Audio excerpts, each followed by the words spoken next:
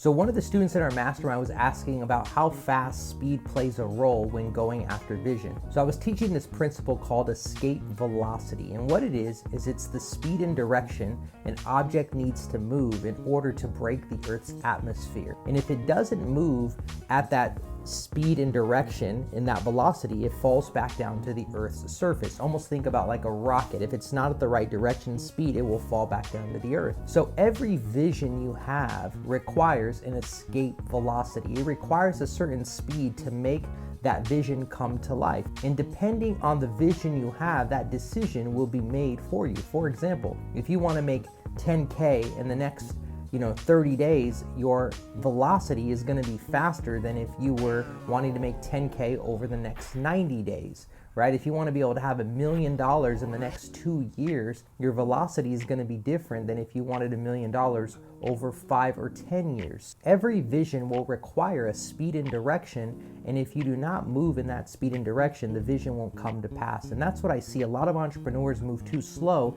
and the goal is to be in alignment with the vision that you set, and the vision will make the decision for you.